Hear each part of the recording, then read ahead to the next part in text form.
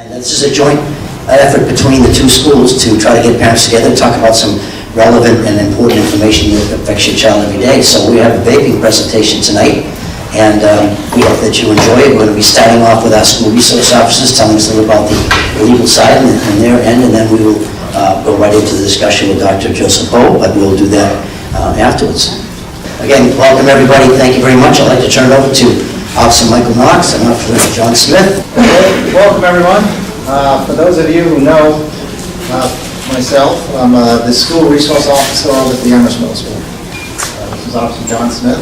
He's the school resource officer here, and so he can hide. This, as Mr. Dodge indicated, this is a two-section presentation. First of all, what we're seeing in the schools, and as far as what law enforcement's now dealing with. We're going to try to bring you up to speed really quick on what these devices are, what the substances, and what we're having to do in terms of enforcement. And then there'll be a quick break. There'll be a second presentation loaded, and then we'll dive right into the guest speaker. The topic tonight is something that is a trend that is virtually, in my opinion, growing, to say the least. Out of control would be another way to say it. The children that we are seeing engaged in this behavior, they do start at ages that are consistent with the Amherst Middle School. It's a very small number that I am aware of, but experimentation has already begun. Officer Smith actually has been dealing with it for over a year, but it really got big this past year, since the beginning of the school year. So there's a couple of terms that they go by. This is just a sample. We'll give a little show and tell up in a minute in my collection. So I've got a little bit of a problem. So the biggest thing is the three versions that we're dealing with right now is flavored. So there is truly just a flavored e-juice that contains zero nicotine. It's rare. It's not as common. But they do make a brand that actually has no nicotine in it. The most common version that we're running into is a nicotine version. There's different degrees of nicotine in it. And then there's, THC, the active ingredient in marijuana. There's certainly things that if you look on a lot of the online blogs and so forth, they're trying anything and everything that they can put into it. There's some examples of people trying it with coke and meth and all sorts of other stuff. Anything that they can try to liquefy and put in and heat up and smoke, but these are the three most common. So looking at some of the components. So there's a couple of different devices that we're dealing with. The most common that you hear is Juul, and it's not what's kind of like on your necklaces or bracelets. It's J-U-U-L, and it just looks like this. We'll give you a chance to come up at the end and take a look around. What's really problematic is the cartridge that fits into it that contains the juice looks like a USB port. It's just a small device. This is what you buy. This is the initial cigarette, so to say. This is the main component. You just plug it right in there. You charge it up. And so you know what you're looking for. This is what it would look like if it was plugged into your wall. And just for comparison, this is a standard thumb drive. Look very similar if you don't know what you're looking for. Plug right into the computer. Anything that fits a USB, it'll plug into. Some of them, so these are more discreet. Some they produce a lot less smoke. Whereas some of these other bigger ones, these are the ones. If you've ever been on the road and you pull up next to that guy, and all of a sudden there's a massive cloud of smoke billowing out of the car, and I see everyone's heads nodding. It's not a normal cigarette. It's probably one of these, and they're designed for the smoke. These are more, the Juuls and so forth, are designed more for the flavor, the sensation, and to be discreet. These are sold that they can do tricks. These are the ones producing the large plumes of smoke. These are also the ones that, if you've heard, are the ones that are exploding. There's been a couple of cases. They had a Canadian soccer player had actually fractured his jaw. It blew up as he was taking a hit. They've had some problems with the batteries that are in some of these. So that's kind of a breakdown. With these are the ones, these big ones, and even some of these smaller ones, the cartridge will come off and you just buy the bottle of the juice and just refill them. So you buy the device once and then just refill it as needed. When it comes to the standard cigarette, a lot of people kept their measurement by the number of cigarettes they had per day. That was the way they kind of kept track. It was a pack a day or 2 packs a day.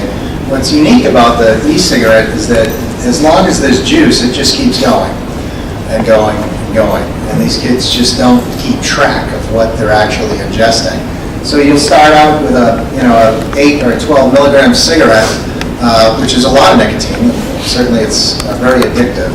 But they're able to, almost 4 times that, depending on what kind of a brand that they use, because of the atomizing technology, which makes it very powerful.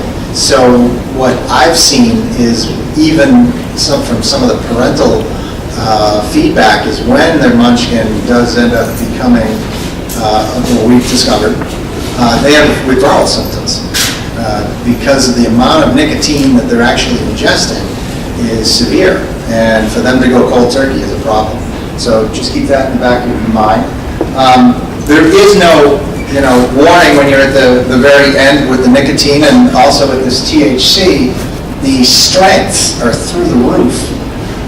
In a standard joint, you might have been back in the day looking for 3% THC. In fact, the FDA at one point, when they were thinking about medical marijuana, they were talking about legalizing the 3%, 5% genre. Out on the street, to be honest, Officer Smith and I could score some marijuana right now, especially if it's hydroponically grown, at 30%, maybe 33%. I had a 37 once, so I was pretty excited, to be honest. That's really strong stuff. They have a THC version right now, which is it's so powerful. It's more than double than the strongest stuff I can get on the street. Well, that's a problem. So you're not going to be able to see the juice when someone loads it in your Juul, or loads it in, especially your larger version. They're going to ingest it. They're anticipating nicotine, but they get a surprise instead. That could render someone in an altered mental status, also known as victim. So that's something we need to be aware of. There are versions of cannabinoid oil that are constantly being tweaked to kind of address medical conditions, which are 100% valid, and they are effective.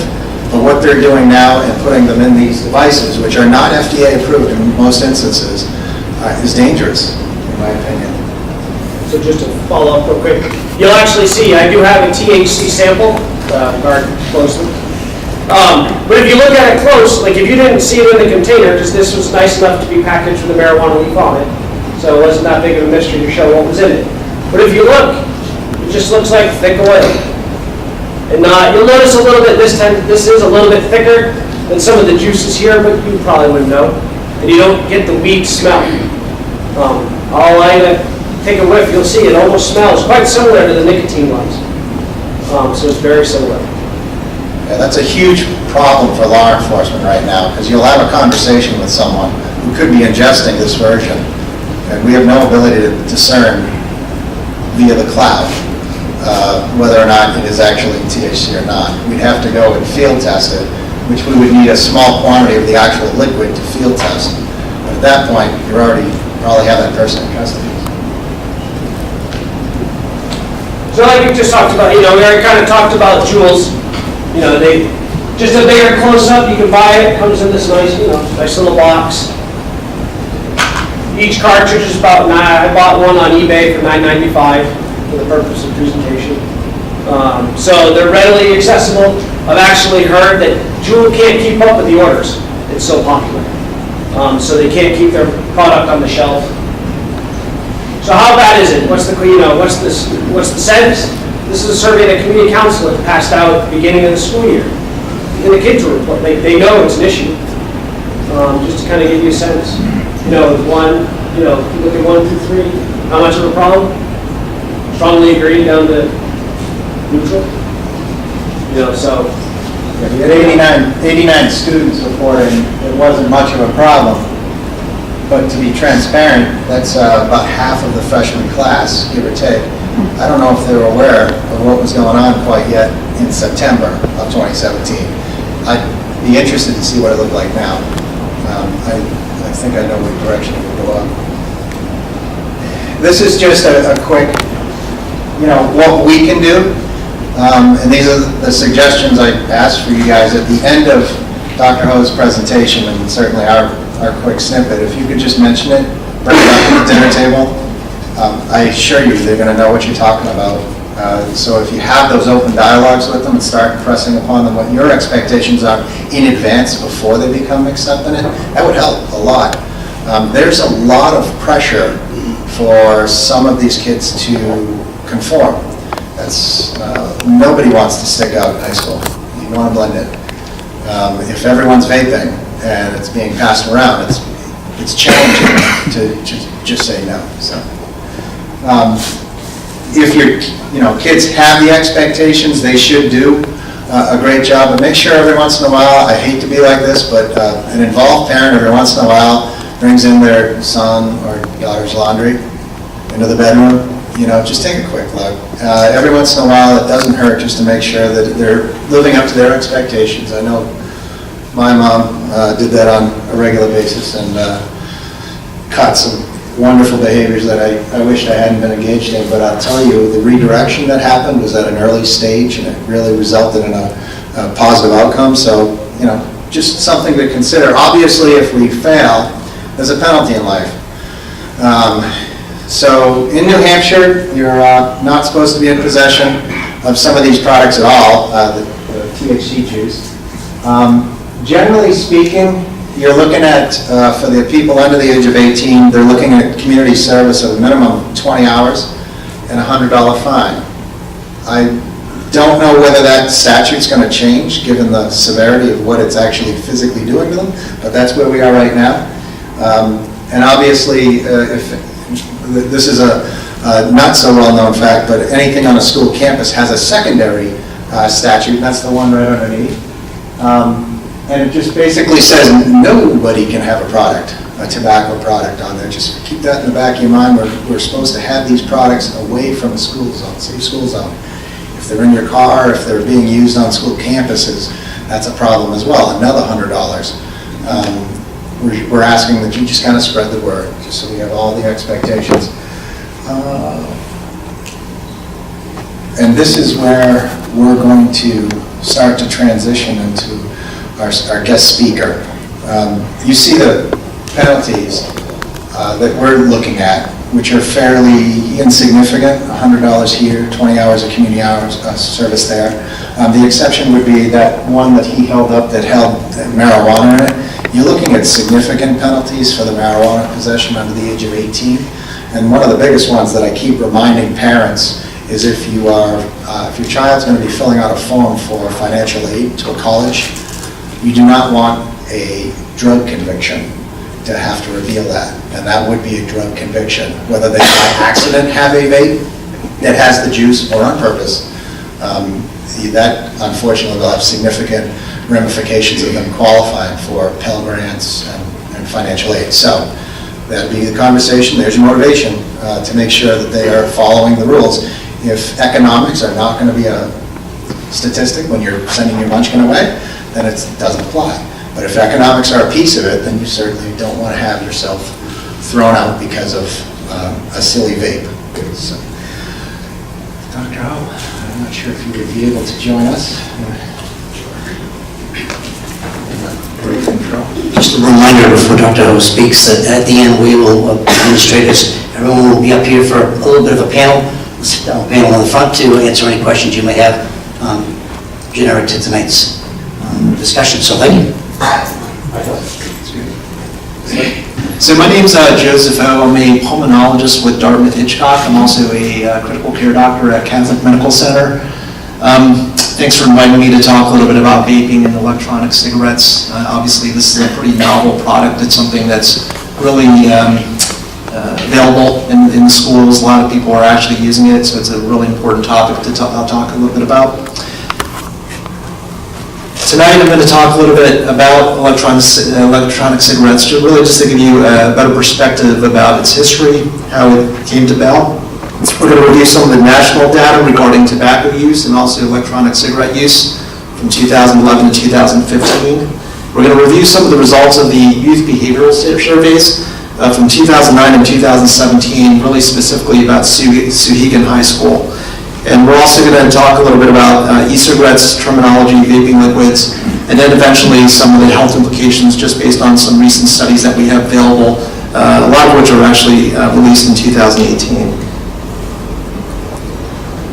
So like I said, e-cigarettes are relatively new. There was some documentation about the invention of electronic cigarettes in the 1930s and 1960s, but it really wasn't commercialized until 2003. A Chinese pharmacist created the first electronic cigarette and released it during that time. It was available in Europe in 2006, and then it wasn't really available until 2006 and 2007 in the United States. In 2009, President Obama signed the Family Smoking Prevention and Tobacco Control Act, and that gave the FDA the ability to regulate tobacco for the first time. And in 2016, that was really the first time where there was documentation about, from the Surgeon General regarding e-cigarette use and its impact upon the youth. And in 2016, the FDA was given the authority to regulate electronic cigarettes, but this was actually reneged in 2017 with the new administration.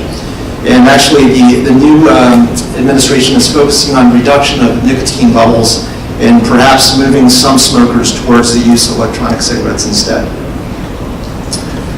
So this is a national youth tobacco survey from 2011 to 2015. This is actually a national trend, and you can see that there's been an incremental rise in terms of the use of electronic cigarettes in middle school and high school students. So in the high school students, you can see that that's in gray. It's gone from 1.5% to up to 16% from 2011 to 2015. And a similar but slow rise is also evident in high school kids. It's gone from about 0.6 to about 5.3% during that time frame also. And if you look at what's going on in terms of traditional cigarette use, traditional cigarettes have continued to decline over time. So high school students it's gone from 15% to around 8%, and in middle school students, it's gone from 4% to 2%. So obviously, there's been a transverse relationship. In 2014, a survey of middle school and high school students indicated that around 81% of kids who were actually vaping were actually drawn to it, really purely because of the appealing flavors that are available. So this is looking directly at Souhegan High School. This is the Youth Behavioral Survey from 2009 up until 2017. This is a national survey that's conducted by the Centers for Disease Control, and it's really conducted every 2 years. And you can see in the blue bar graph, that's really the smoking trends. It's gradually gone down over time. In 2015, that's really the first time in which e-cigarette use was actually surveyed, and it's actually doubled from 17% up to 34% in 2017. In terms of men and women, the usage is pretty comparable, both in 2015 and 2017. And when you compare it to the state of New Hampshire, we're actually still a little bit lower. The only available data is from 2015. You can see that in the state of New Hampshire, about 25 students in 2015 in all high school. That's almost 14,000 students reported having used electronic vaping products within the last 30 days. When you look at the separation between grades, you can see that back in 2015, as kids went from 9th grade to 12th grade, there's been an incremental rise in terms of usage. What I found interesting was in 2017, and the data is not complete on the 2017 survey, across the board, around 30% or 35% of high school students were pretty much reporting using vaping products, and that's across the board from 9th grade until 12th grade. So vaping in high schools in New Hampshire is really on the rise. These are just articles that I was able to find from the Union Leader. It's been reported to be on the rise in Merrimack and the Seacoast, There's been a slow trend in terms of traditional combustible cigarette use. Smoking is declining, alcohol use is declining, but vaping has progressively increased over time. Obviously, a lot of the focus in big cities, Manchester in particular, is on the heroin epidemic, which is still at the forefront. But vaping in high schools is really becoming much more prevalent over time. So this is just the Google map image of various vaping stores that are around us. I actually pass by one every day, and you just see tons of cars kind of driving in all the time. So what exactly is an electronic cigarette? Really consists of really three different major parts. There's usually a rechargeable battery. It's usually a lithium-ion battery. It basically heats an atomizer, which then triggers a heating device, which then heats up liquid that's in a cartridge, and then that's basically vaporized and inhaled by the user. You can see that as each generation has passed, these e-cigarettes have transitioned into various forms, but they all pretty much do the same thing.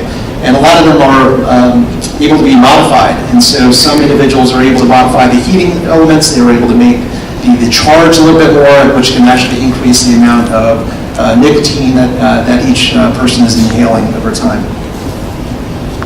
You can also see that big tobacco has also got into the game as well. And so a lot of different companies have released their own versions of electronic cigarettes.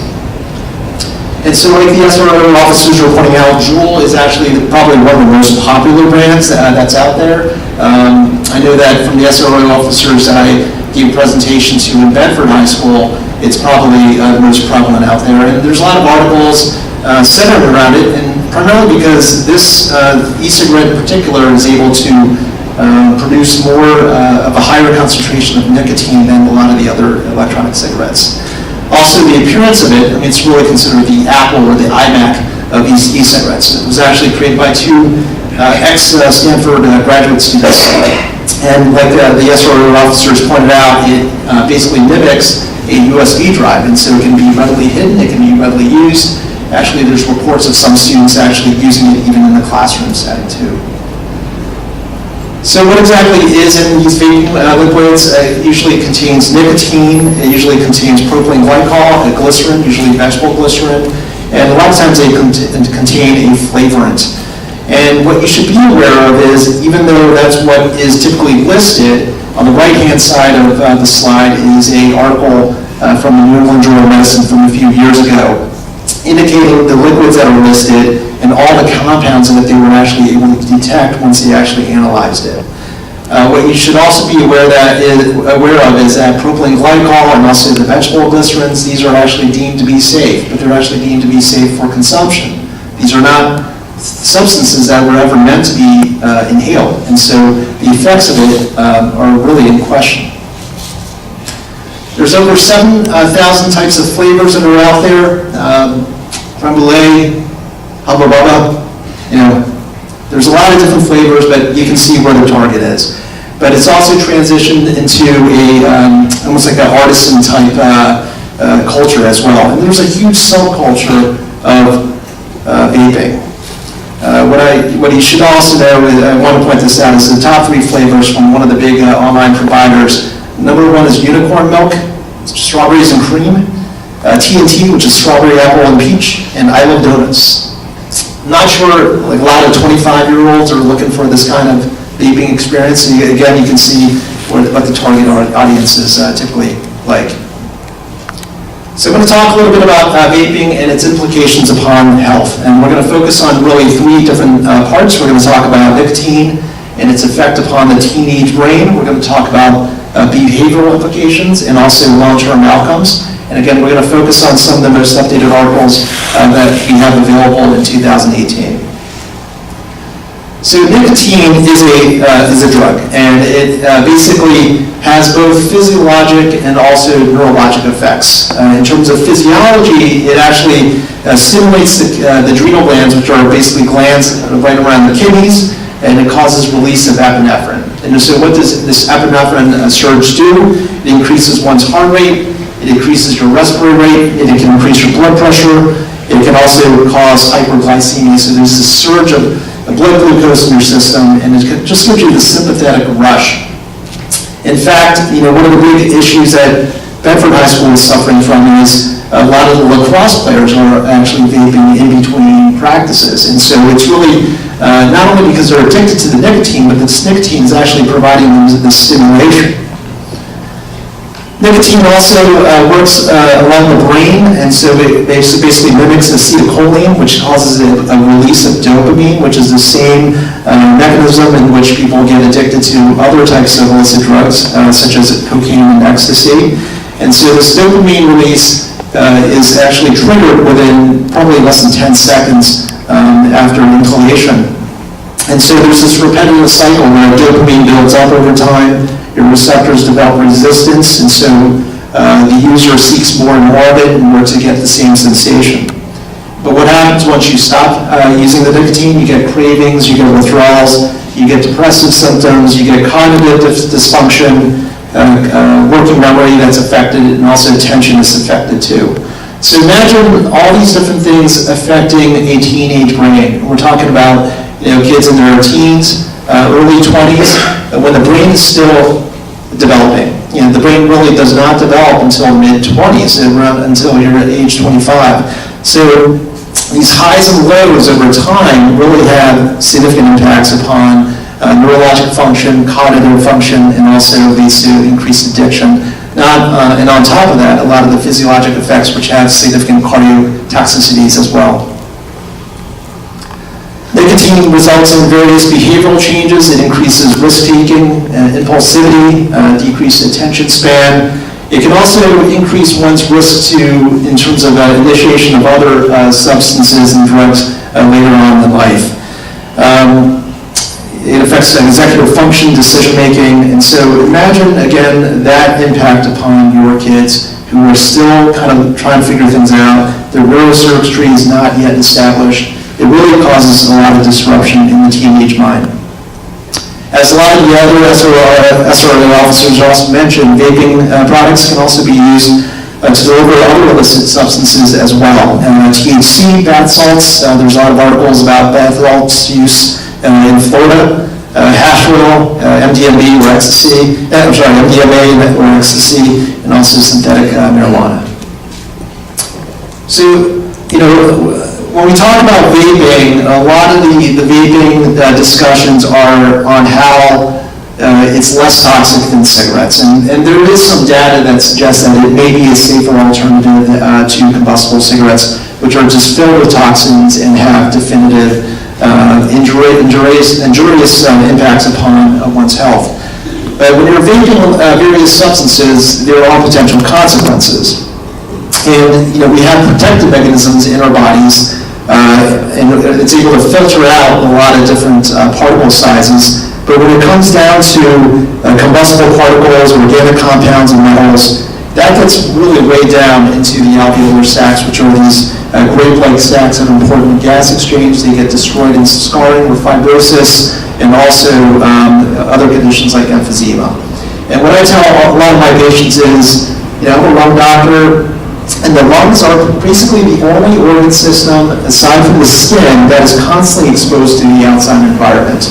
And we see a lot of conditions in which the lungs are affected by things within the environment that people are exposed to. And when we used to live in New York City, I worked with firefighters who were exposed to all the pollutants from the World Trade Center attack. I've got patients in New Hampshire who developed severe lung injury just from using hot tubs that they're not cleaning. I had a young lady whose mom, for whatever reason, had 40 pigeons at home and made her clean it. And she developed pigeon breeder's lung. So if a lot of the environmental things can affect your lungs, imagine something that you're using and has direct toxic effects into your lungs. And so these are the alveolar sacs that I was referring to. So I'm going to skip ahead right now. So more than harmless vapor, like I said, when we talked about the nicotine, the e-juice products, it's usually considered to contain only nicotine, flavoring agents, propylene glycol, and vegetable glycerins. But like we talked about, when you look at a lot of the studies, when these elements are heated, a lot of other substances are released. So formaldehyde, acrolein, nitrosamines, so a lot of substances that have been associated with cancer are actually released. And so it's not just these 4 products, it's a bunch of other products that are released once you actually heat it and then once you inhale it. I like this quote from a student, actually he's a vapor and also a smoker. There's no way e-cigarettes are totally safe. The only things that our lungs were meant to take in is really oxygen. So a lot of medical conditions that we're concerned about just from vaping use. And one of the things that some of you may have heard about is the concern about popcorn lung. And popcorn lung is basically a condition that was discovered in the early 2000s in the popcorn plant, where about 8 or 10 workers were diagnosed with a condition called bronchiolitis obliterans, where the small airways get destroyed. It's an irreversible lung injury where people end up on the transplant lists. You get chronic cough, wheeze, and shortness of breath, and a lot of them are on oxygen. I've actually got a young patient who's got it, who's waiting for a lung transplant down at Mass General. And so what they discovered in these popcorn factory workers was that diacetyl was a substance that was found in a lot of these exposures for these employees. And so there was this association that this substance could be causing this irreversible lung injury. And a lot of the studies looking at electronic cigarettes and the vaping combustible products, what they discovered was that diacetyl was also a common finding. It was found actually in 75% of flavored electronic cigarettes, and refill liquids in one study in particular. And there were a lot of other substances that were also found to be associated with popcorn lung that was also discovered to be in a lot of these flavorings as well. Is there a direct relationship? I mean, I don't think that anybody has established that, but the fact is that there are legitimate concerns that are out there that this can actually have potential long-term effects. Like I said, this slide again reinforces a lot of the other substances that are out there which have potential toxicities. At the very bottom, this is actually an NYU study that recently came out, I think about a few weeks ago, looking at e-cigarette use, and it was really one of the first that implicated the possibility that it could lead to heart and lung and bladder damage, as well as the potential for carcinogenic effects. Obviously, a lot of these studies, we have to really look into it a little bit more carefully because there are some limitations in mice model studies. But again, there are potential health risks linked to e-cigarette use. Other studies that came about. So there was another one that actually just came about. This is January of 2018. Now, and frankly, I gave a talk along these lines maybe 4 or 5 months ago, and a lot of this data was actually not even available. So there's more and more information that's coming out each month, and that's really where the fighting part is. So there's one study that looked at flavored e-cigarettes without nicotine, and it basically showed that it also resulted in increased toxicities. Biomarkers for inflammation and oxidative stress was increased, suggesting that it could lead to severe lung damage and fibrosis as well.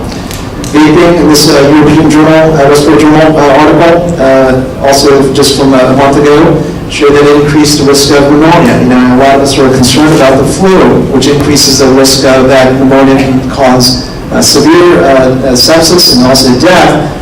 When you add on top of vaping, which actually causes the bacteria to be even more sticky, that's going to double or triple the risk of infections. And then there's this question about e-cigarettes as a gateway drug, towards other drugs and also to the use of combustible cigarettes.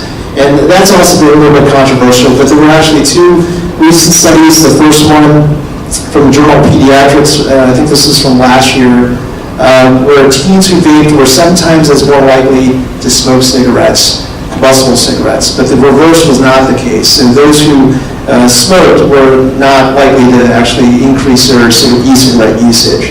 And then the bottom article was actually a survey of teenagers in 3 high schools in Connecticut, and it showed that e-cigarette use and a lot of other non-combustible cigarettes actually increased the likelihood of smoking after 1 year. So there are definitely a lot of long-term implications, both from a health and also behavioral standpoint. these are some of the ads that are out there, and so you can see that vaping, it's really taking on the same kind of playbook that was available in terms of regular cigarettes in the 1950s and 1960s in terms of glamorizing the use of cigarettes. We're also promoting this safety feature, or encouraging the safetiness of it.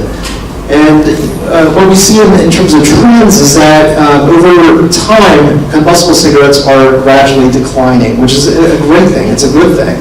And actually, some in the medical profession are recommending the use of electronic cigarettes as a smoking aid. It's controversial, but there's some support behind that. And you can see that e-cigarettes, it's become a multi-billion-dollar industry. It's becoming almost a $4 billion industry right now. It's projected to continue to rise. Again, the biggest concern is that a lot of the data regarding safety, just like cigarettes, I don't think a lot of us remember, that it took almost 20 to 30 years for us to realize that cigarettes were actually unhealthy for you. And the biggest concern is that it's going to take about 28 years for us to get legitimate data that can really support, the long-term effects of these, the long-term effects of the e-cigarette usage. And by that time, a lot of the damage has already been done. A generation has been hooked, and the generation has been using it, and then we're going to see more and more complications arise related to it.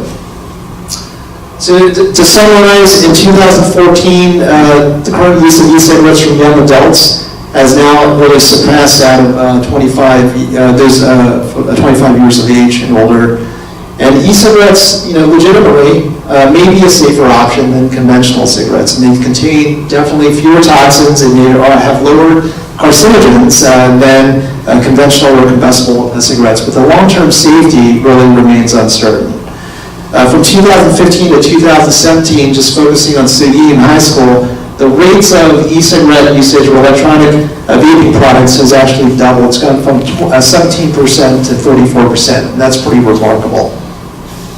Testing of some cigarette products found the aerosol or vapor contains some cancer-causing toxic substances, particles, organic dust, and there are some studies that show that vaporizing can be harmful, and the repeated exposure is unclear. It's going to take years and decades of exposure before we know what the true effects are of vaping product usage. Nicotine and its effect upon kids, and we know that it causes depression, anxiety, it causes nicotine addiction, it can affect blood pressure, heart rate, it can lead to attention and concentration difficulties, and also impulse control. And there is some suggestion that it can also result in a gateway towards the use of other illicit substances. So I'm going to end just today with one last graph. Again, this is the youth behavioral survey. I'm not a psychologist, I'm not a social worker. I don't know what to say to kids. I let my wife take care of that. But this is the 2011 to 2017 Sohegan High survey. And it was actually a question where they asked kids, who actually who had a parent talk to them about drug use, tobacco use within the last 12 months. And I found the results to be pretty remarkable, because from 2011 to 2017, there really hasn't been a change. Probably 30 to 40% of kids, sometimes up to 50%, really did not have a serious conversation with their parents about vaping, about regular drug use, about alcohol use. And so, communication, like anything else, is key for a lot of different things. Just talking about it, even if you disagree. But again, I think that a lot of awareness is important, but communication is really important, and it really starts at home.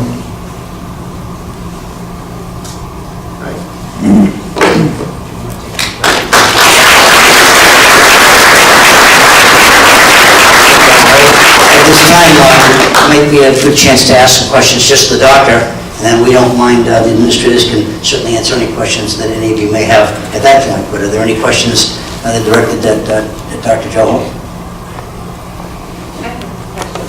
I guess I'm naive and this is very enlightening, but when the e-cigarettes first came out, I would walk in the mall and I'd see them smoking and was it an alternative to cigarettes? And was that, when they were smoking that e-cigarette in the mall and trying to promote that, was that a nicotine-based e-cigarette that they had? Or was that an alternative moving away from cigarettes?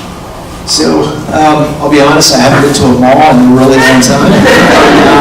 That's why it was my first exposure to that, was... But the e-cigarettes were really invented as a safer option to conventional cigarettes. And actually the inventor, the theory goes is that the inventor of the electronic cigarette, that Asian guy from China, basically his father died of lung cancer. And so the idea was that him being a pharmacist, he really wanted to create a safer option.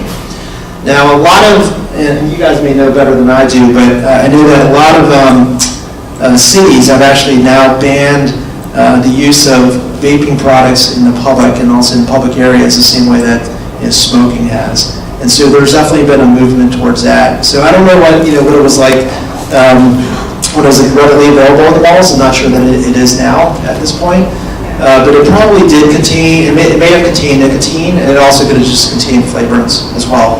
But it is promoted as a safer option to regular routine cigarettes.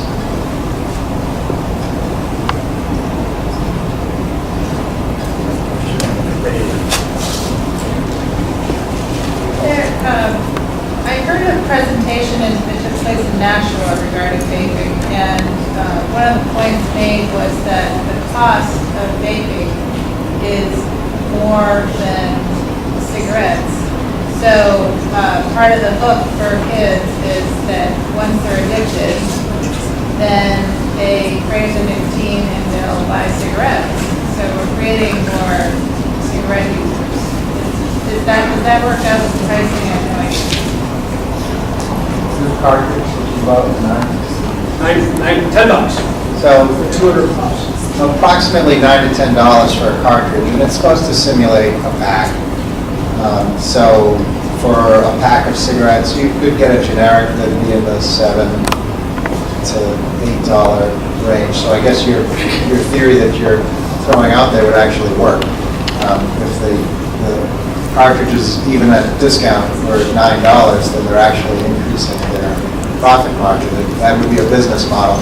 I'm sure that the tobacco industries have obviously, when you start seeing the cross-section of when their original products are going to be no longer available, readily used, you see what they're transitioning to, and all of the makers have a company or a brand now, so they know where the industry's going, and they're at the forefront.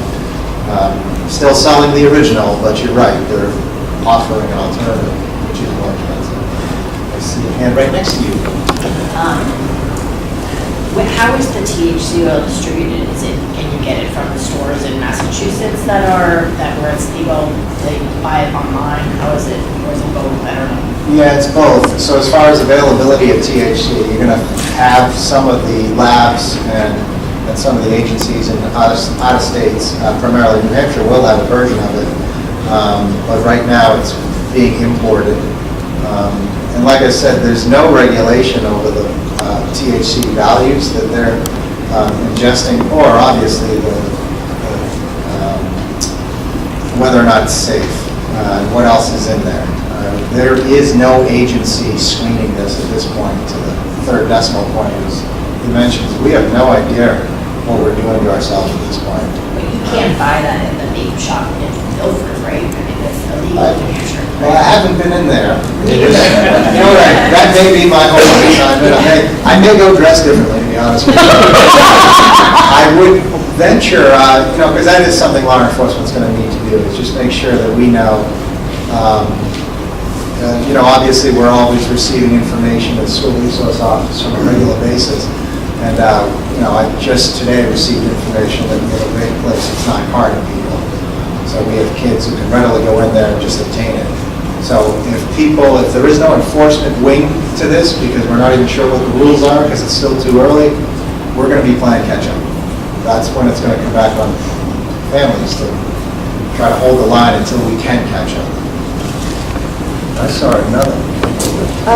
How do you test a cartridge to find out what's in it? whether it's nicotine or THC or? Pretty well. Perfect timing. So, the police, unfortunately, you'd have to call our services. But basically what you do is you drop some of your contents right in here, and you just work your way through the ampules, and for marijuana, this was the little purple. But that's a device that's available only to law enforcement? Yes. So you'd have to call upon us to say, hey, you know, we've come across this, we're a little concerned, can you help us out? And Officer Smith and I mean, we've had this happen. This goes back to the school resource officer program. It's a leap of faith where the community can, you know, inquire from us, would you be willing to come up and test the substance for us? 99% of the time we do the test, and if it turns out to be a problem, they just give it to us, which is kind of nice, because we're on the same page at that point. We'll take all of the stuff that they're not supposed to have, and it's usually a conversation we enter collaboratively, but that's our mission. We've also had parents call us up and say, I want to throw the book at my munchkin. And you're like, oh. We're here for you, your tax knowledge at work, but we'll have that pre-conversation first, and then go from there. Well, we do have test kits for THC. We're struggling with the nicotine component. We're working on that because, of course, we have some individuals representing to us that the vape that they have is all flavor, no nicotine. So we're working with We're actually working with a couple seniors that are doing an independent study to break down the contents that are in there. And they're going to be doing, hopefully we're getting to a point, probably late March, early April, that as part of their independent study, they're going to try to do some sort of basically a paper, something to release that we're hoping that we can, you know, here's some of the findings that we found. One, to exhibit their hard work. But the problem is nicotine, for the most part, isn't necessarily illegal, obviously if you're under 18, but they're not going to dump a ton of resources into nicotine tests. So I asked them, and they took it on, is to see if they could create almost a test for us. To see if they could find, they could indicate, they could identify the nicotine additives, and then find something that will react to it. So, and I mean, the other quick way around it, if you didn't necessarily want to involve us, is they do have over-the-counter pee tests. So it doesn't necessarily test what you have in your hand, but it would test if it's been on their lips.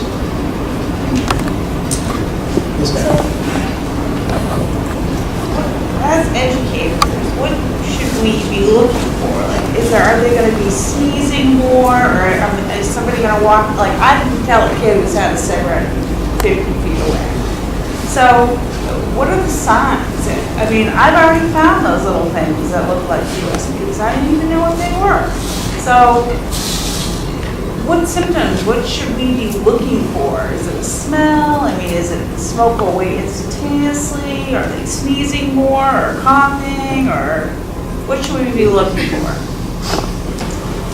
So I think that's probably one of the scariest parts, which is it's pretty easily hidden away. There's really no smells. You know, like I said, there's been some newspaper articles about students smoking underneath their sweatshirts in class and people not being cognizant of the fact that it's going on.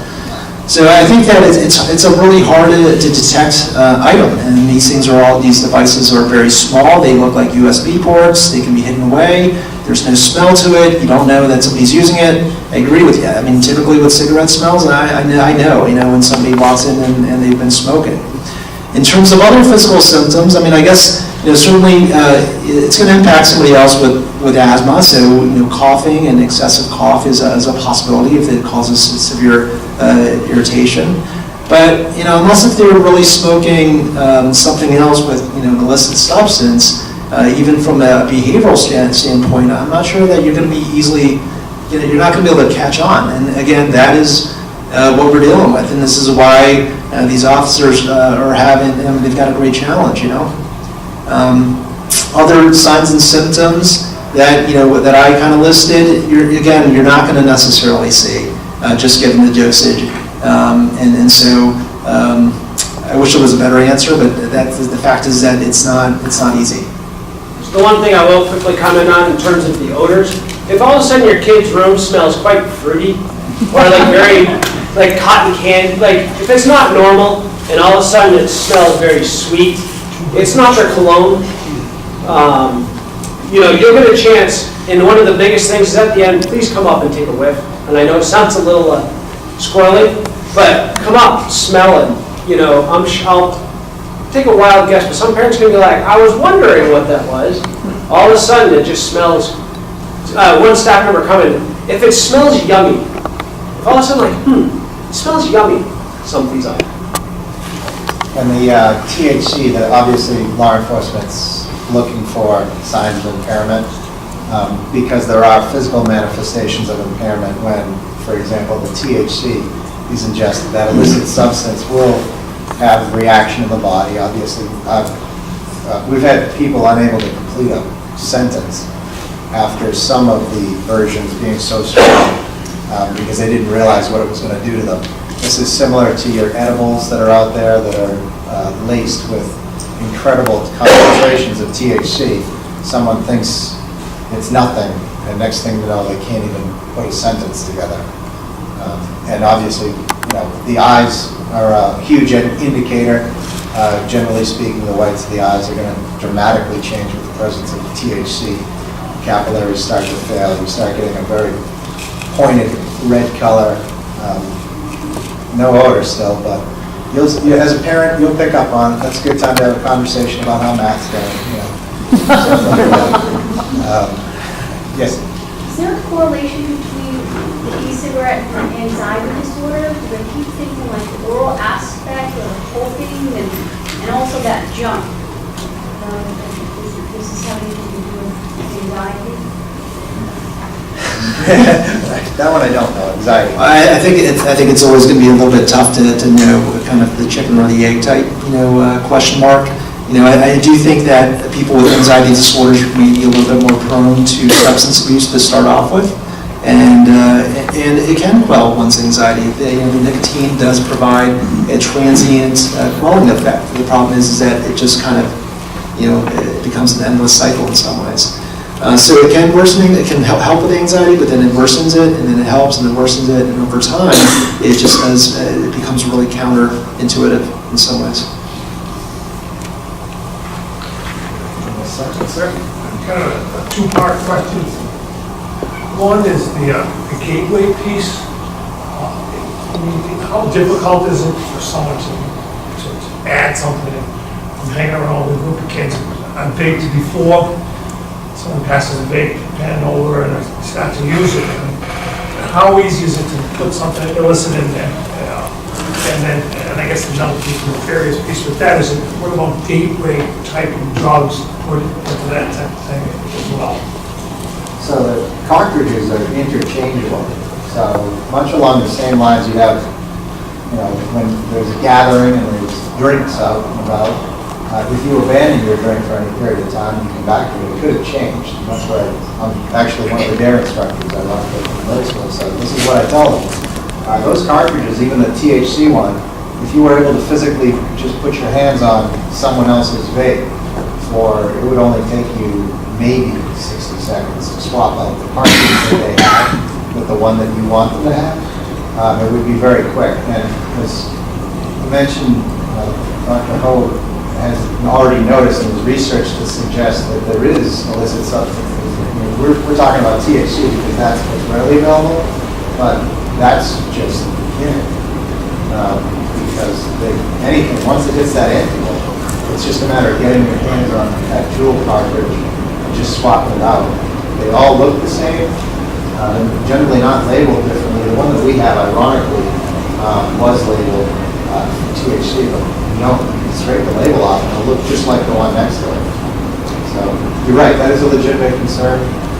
Just another example of what we worry about. I think the fact is that you pretty much can make anything. And if you go on Reddit, you look at we have tons of people that are just exchanging information. Different things that they're trying. I mean, I used to have slides that I got from Reddit where they would talk about mixing this and that, and so it's a lot less. Officer Smith, the student survey said 35% of the kids had said that they had done in the last 30 days. Does that feel accurate as just from your gut being at the school? Yeah. It's about a third of the kids. In the back. I have a sixth grader and an eighth grader, and they have mentioned to me that some of the kids vape, and that there's nothing wrong with it. It's just an alternative for cigarettes, and there's no nicotine in what they're vaping. Is that real? I mean, is that something that they should be vaping, or are there substances that they're vaping that are not harmful? So I'm at a disadvantage, so that you have a sixth and eighth grader. Right. And they're receiving information from a child. From older kids that are vaping that are saying, we're not vaping anything, it's just, there's no nicotine in it, it's just for fun, it smells good, and it's, fruity or whatever, and it's no big deal. And as a parent walking into a room, should I be believing my kid if that ever occurs? Well, in light of this presentation, to be transparent, and this would probably be something that we'd want to show them. After seeing Dr. Ho's presentation, we now understand that just the flavored version, when that atomizer starts firing up, it changes the metabolic composition of the original. So, and out of that comes some chemicals which you and I obviously have significant concerns that our munchkin would be, our child would be exposed to. So there's a good speaking point right there, that even the flavored versions, given all that information we hope is truthful, those we have, whether it be popcorn lung or some variant that we have yet to see. The kids are focusing on the nicotine, and it's not addictive. Sure, and that's another great topic at the dinner table, is to bring that up. Let's not talk about marijuana. Let's not talk about nicotine. Okay, glad we got that over with. Now let's focus just on what's left and see if they agree to have that conversation. If they do, then his presentation is right spot on. Absolutely. Where you're like, okay, well now what's the retort to that? And they should, again, if we can just get them to the point where they pause and go, then we're in a pretty good spot right there. That's asking a student to think is fantastic. So, and I'll also just quickly say, one, it sounds exactly like what the commercials want them to believe. I can't tell you the amount of times we've had kids like, no, it's nicotine free. When you turn the bottle over, it says 5 milligrams of nicotine right in it. So whether it's selective ignorance or not, but that's exactly what they're, that's the trend, that's the mentality. Well, it's nicotine, it's, like Dr. Ho said, it's the commercial. That's what they want you to believe. It's safe, it's nicotine free. I mean, all you have to do is turn over the bottle, it's safe. So, yes. Hi, this is for the doctor there.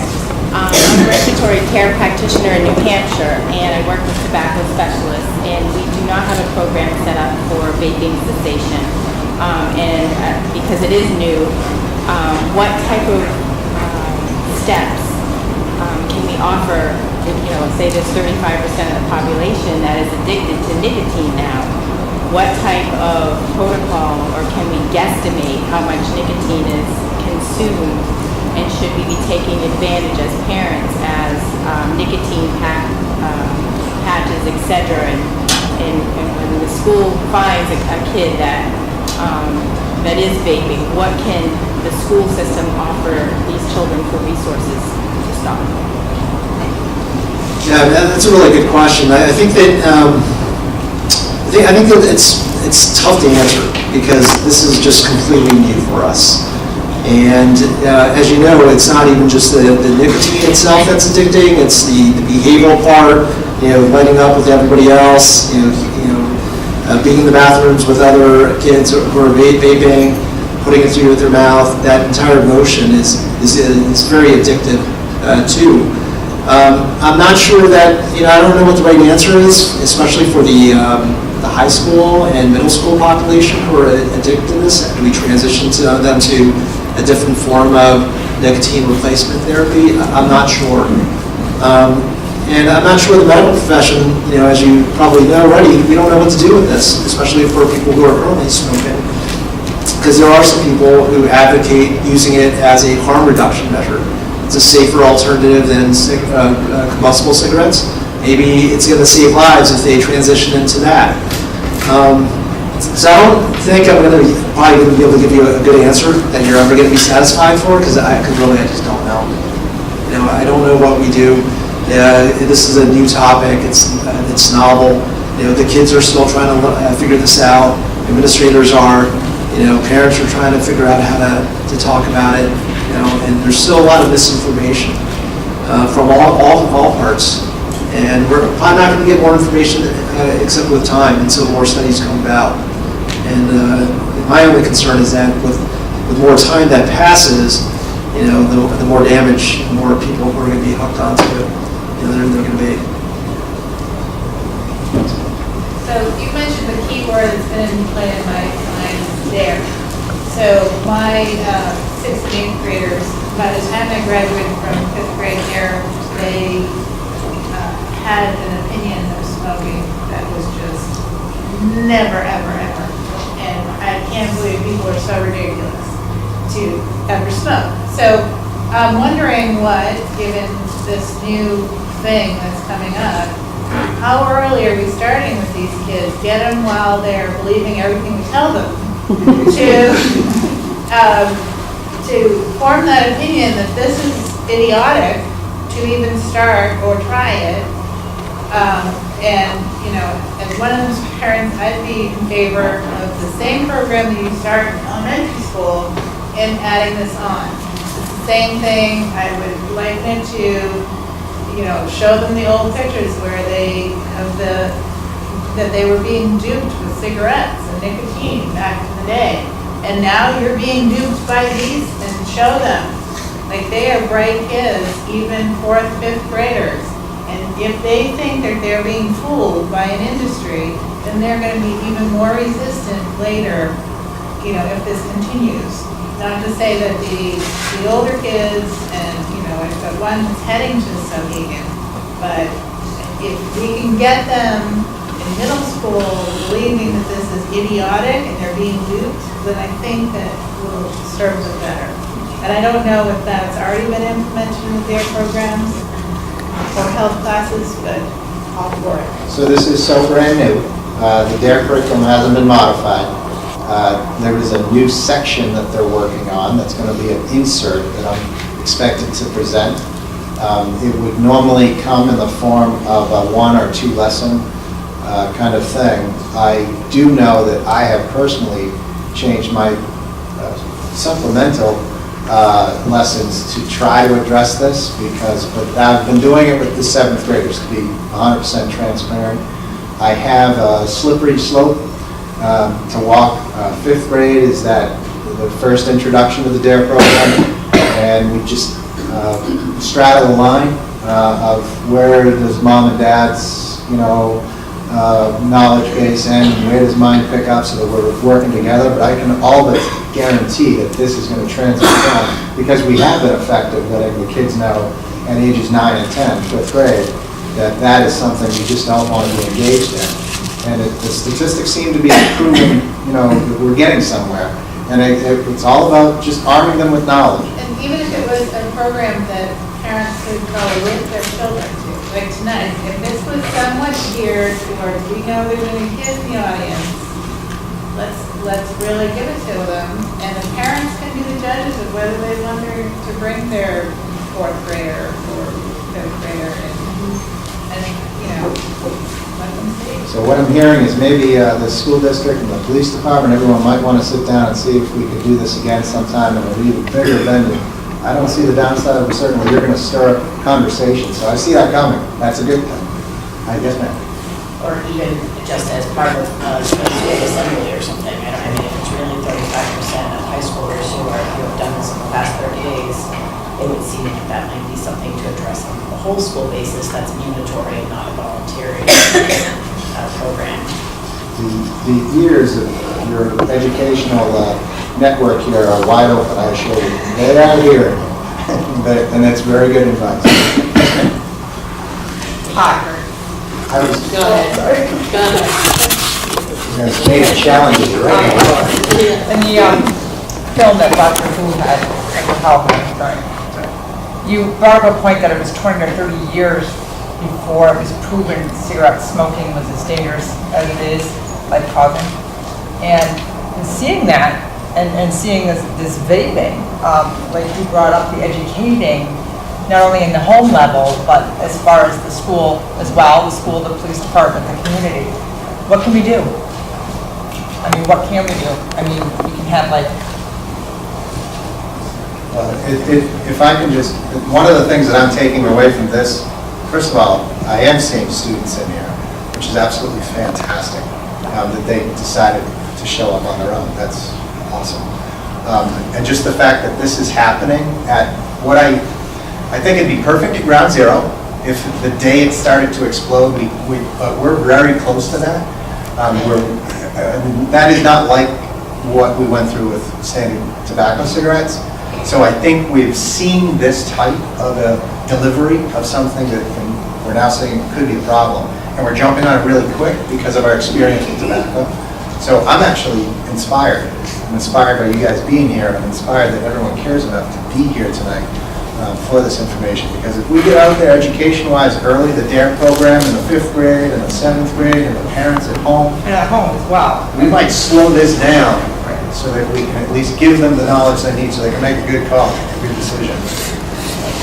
I'm optimistic. And now, yes, partner behind, yes. I just had, in regards to this lady's question about what should we be looking for, from what I understand, you should be looking for frequent trips to the bathroom. And on this particular campus, it's extremely difficult to monitor because of the annex, but kids go to the vehicles on an awful lot, so that when they're not just doing underneath their sweatshirts, which they're also doing, and there's nothing you can really do about it, so you're at a huge disadvantage because it's in the restrooms. So once they walk into that restroom and shut that door to that stall, there's nothing you can do because there's no way to know what's going on in there because there is no smell and there is no, it doesn't always have to do. No smell. But the other part of my question is, what's the school consequence if by some remote miracle you did catch somebody in the act of doing this? So, a couple things, probably good timing to jump in because of the questions that have been asked. Mike just used the word inspired. We're inspired to be here tonight because it has to be everybody in this room because of the things that you just outlined. It is new to us, but the consequences are pretty straightforward right now. The communication that we sent out, some new RSA and some new board policy. When you're discovered with a device, if it contains nicotine, it's our policy against tobacco. We employ the policy that we would for a cigarette, and if it contains something else, marijuana, etc., then it goes under the drug and alcohol. But it also is important for us to understand that we've communicated to students, either way, don't bring them. Don't bring them. If you're under 18, they're illegal to... So what is the tobacco consequence? Like I just got caught and I'm under 18 by my locker. Yeah.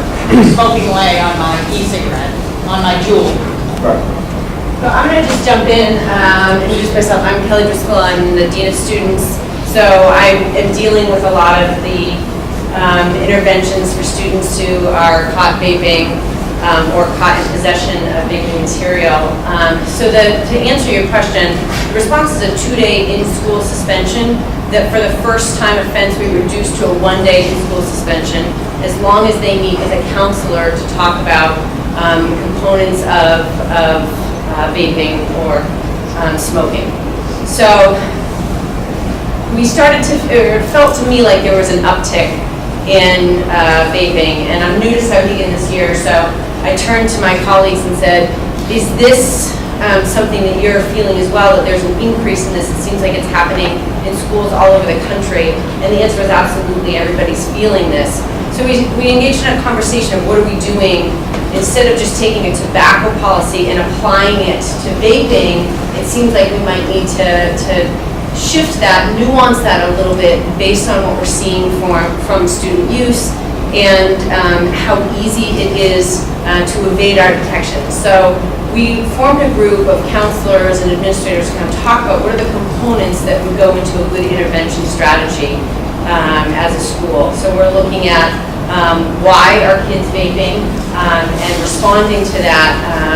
Some of that is stress reduction, anxiety reduction, fitting in. So how do we educate kids to these sort of health issues that they're facing if they're vaping, but also kind of those refusal strategies and addressing their sort of social emotional needs around anxiety and depression, which might be another reason why they're using vaping as a strategy. So we're looking at how do we take this captive audience in an in-school suspension and then use it as a tool to educate them and give them some strategies to do better next time. So we're kind of in the process of doing that. Well, and just the data suggests is something that you could see athletes doing, something that you could see folks in the National Honor Society. There is no real profile, and as Kelly mentioned, the data that we have this year really inspired us to be here and invite folks and what Officer Knox kind of referred to as ground zero. And I shared these anecdotes really quickly to give you an idea of all the different questions that have been asked, the marketing of this, the permissions granted, the presumptions of this is safer than cigarettes. We started the year where we came upon a few students who are working diligently on their essay, and there was an electronic cigarette being charged. And they said, no, it's for after school. And very sincerely and genuinely thinking that, no, it's okay. This is for after school. I just have an opportunity to charge it. So when Kelly talks about the education fact of it, all the way down to more kind of nefarious hiding it and doing it in the bathroom, etc. So it's, yeah. Round a good point, the athlete.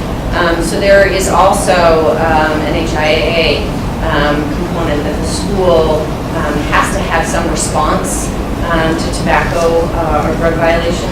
And so Sauhegan's response to that is a 21-day suspension from athletics that is reduced down to a 7-day suspension, and that's calendar day, if they participate in some type of counseling around their tobacco or vaping use. So there, for athletes, there is sort of that added component. And we don't want that just to extend to athletes, so that's kind of why we started this conversation of how can we bring on some education and support in and around this use. And then finally, something that I find very encouraging is that recently we've had a number of students who've started to come forward and say, this isn't cool. We don't like seeing this in our school. This isn't who we are. We don't want this to be who we're associated with. So there's kind of been this groundswelling of students who are saying, what, we want to take steps to changing the culture around vaping. When you see it in cigarettes, it used to be really cool to smoke cigarettes. It is no longer cool to smoke cigarettes as it used to be. And I think that there are students who are starting the conversation, how do we start that shift in vaping? So I had 3 students who came to me about a week ago who said, can we start conversation? We don't want a committee, we're not sure what we want to do with this, but can we start having regular conversations about how we can make this shift and how we can be impactful? So we're looking at utilizing advisory time for those conversations. And I asked the kids, you tell me, what should we be doing? What kinds of conversations should we be having? Because they're going to direct us in a way that we might not take ourselves. They're much better at letting us know what they need.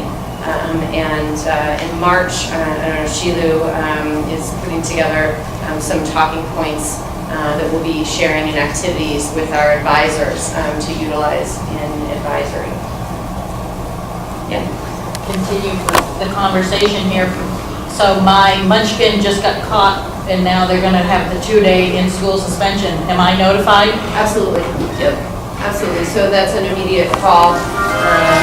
usually moments after I've had a conversation with your munchkin and they're sitting next to me and, and I always ask kids, would you like to deliver this message? And then I'll follow up with a conversation, or would you like me to deliver the message and you follow up with a conversation? So I'd like to empower them to be part of that conversation when it happens, but absolutely immediately. What kind of monitoring happens of the restrooms? I understand that's a big area where you find this activity. Well, I mean, it's as much as we can. It's a pretty high traffic area, so we do kind of regular sweeps through the bathrooms. In between classes and passing times, teachers are making those sweeps through the bathrooms, and we're really trying to empower kids to kind of take that on themselves. And if they don't feel comfortable having the "hey, that's not cool" conversation in the bathroom, letting us know. And I'm actually seeing more and more kids coming in and saying, "I'm not okay with this." So we're hearing more and more kids saying, hey, there's somebody in the bathroom vaping. Yeah, the bathrooms, aside from the locker rooms, are quite literally located across from classrooms and, as Kelly mentioned, high traffic areas, and our direct and kind of passive supervision of things are teachers just in their daily business, but also, based on our data, we've created some real deliberate times where we are monitoring them with personnel, SRO, assistant dean students, etc. Just to address that question you had, I teach at Open High School, and I've run into some kids vaping. It happens like that, and it's over. It's just it comes out and dissipates. But, I mean, you just have to be there right at that moment. Extremely hard to monitor. It's so quick. It's not like a cigarette type thing at all. Now there's secondhand smoke spectrum here, and I've driven by that move through the vape store, and sometimes I see that things like a cloud of smoke. Is that something harmful to my child walking in, or is it something we just don't know yet? Yeah, I mean, I think it's like anything else. There's been some preliminary studies that indicate that you're still going to be exposed to some of the same toxic substances. Can't give you like a definitive answer, but there's definitely some suggestion that it's got some problems in specific cases. I'm thinking too, like kids when they start driving, they're in a car, the kids in the back, vaping, Talk about like an enclosed space. Right. And again, I mean, it's common sense, right? I mean, you're exposed to all these different toxins that I'm not even sure what it consists of. Not a great idea. At what point does it move from the school taking care of these issues with the kids to becoming an issue with the SROs or the police? Because it always seems, in the past we've had, kids that drink, kids that smoke. We have people that text, and we have all these fines and all these things, but, it seems to me that maybe we need to step this up. In the past, it's always been kids will be kids, blah, blah, blah, and we have 20 to 25 years before it makes an impact and too many people die. So at what point does it kick in to be the next step that it's going to have a little bit of prosecution? I'm not saying anything huge, don't get crazy, but, that because for kids, sometimes they need that extra smack upside the head. They need to say, hey, listen, this is a fine, you need to understand that it's not just an in-school suspension, because some people, the good kids are going to be like, oh, that's terrible, but what's the next step, and then what is the big overall deterrent, and then at what point, but parents need to understand this so we have the correct information to pass to our kids. It always seems to be bubbling up, not trickling down, and it kind of seems to me we need both, so we can meet it in the middle. I think we're there. So we always work together. There's always a school piece, and then even just based on the agreement between the school and the police department, I'm always notified.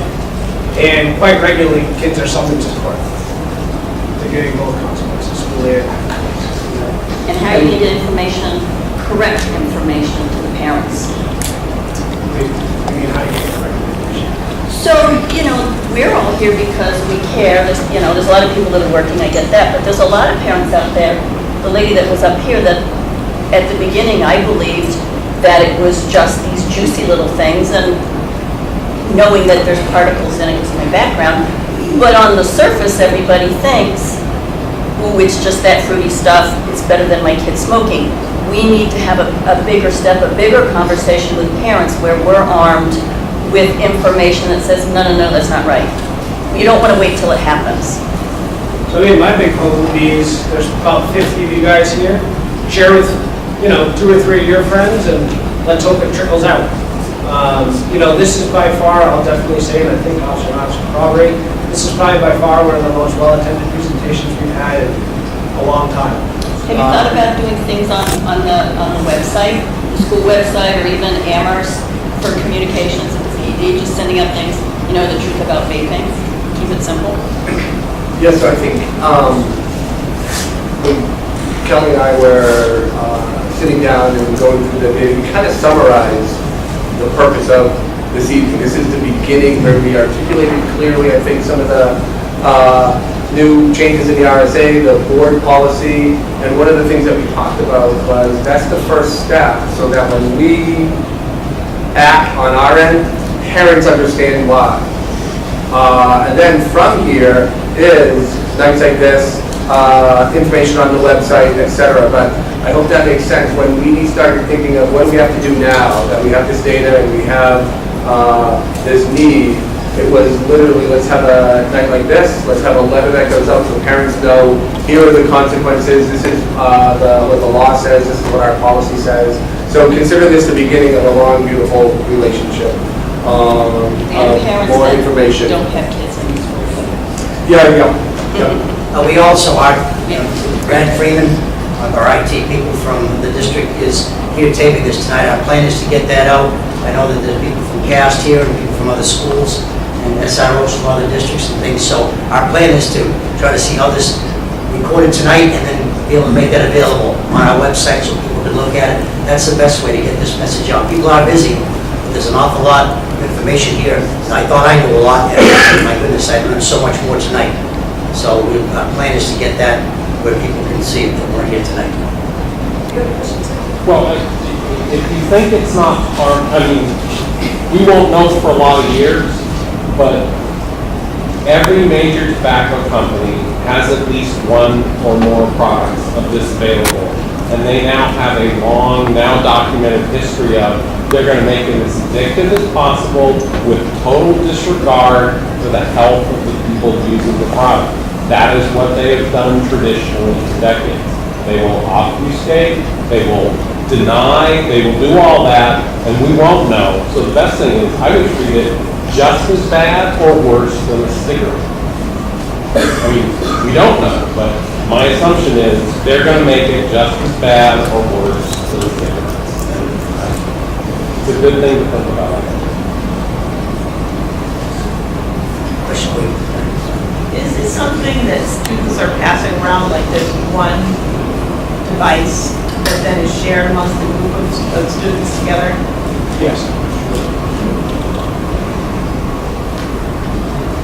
So it's a great way to get the food.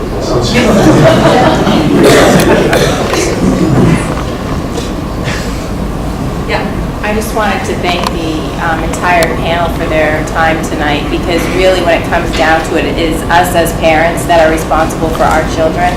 And I know that for half the day they're here and then the rest of the time they're with us. But when it comes down to it, it's our responsibility to educate ourselves on all the new trends that are going on. I have children ages 8 into college, and we talk about the elephant in the room, and they tell me why they do this and why they do that. And I would say with vaping, they think it's the lesser of the evils of smoking marijuana and drinking. And I just wanted to thank all of you for recognizing that there is an issue and inviting us here tonight.